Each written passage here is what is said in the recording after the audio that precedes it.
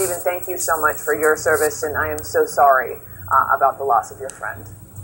Well, thank you for the opportunity to honor his memory. I appreciate that. Let's just begin with honoring him by, you tell me about him. Tell me what brought you so close, and why did you want to be an officer? Well, Sean, he was really just a very impressive human being, and everything that we should want out of a police officer. Because as a person, he was gifted, and he used his gifts to try to take care of others.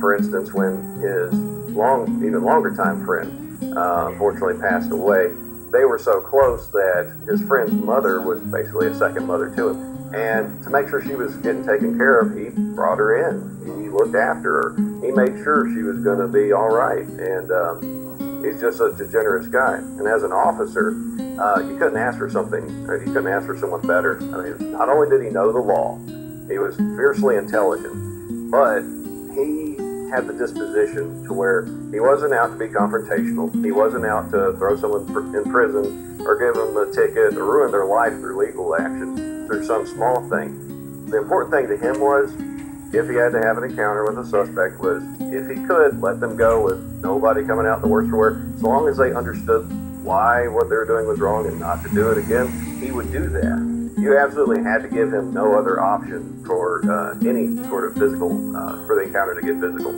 That's the thing, the fact that you all would have these conversations, as he, worked the streets in Memphis, and given all these officer-involved stories that we have been telling at a national level, really the better part of the last year, you had very frank conversations about, being killed in the line of duty, issues of excessive force. He's the officer who would rather give a warning than a ticket, I hear.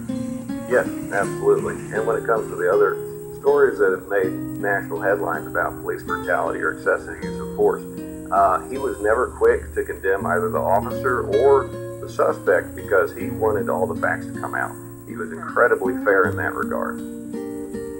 Before becoming an officer, as we mentioned, he served in Iraq. Did he ever talk to you about the dangers of duty in Anbar province versus in the streets of Memphis?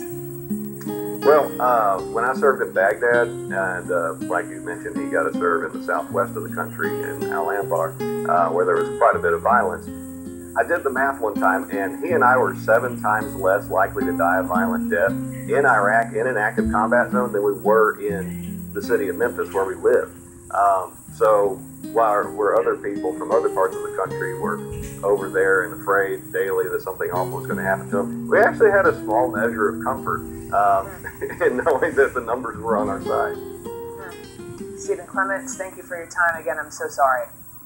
Thank you. Thank you for your condolences. Appreciate it.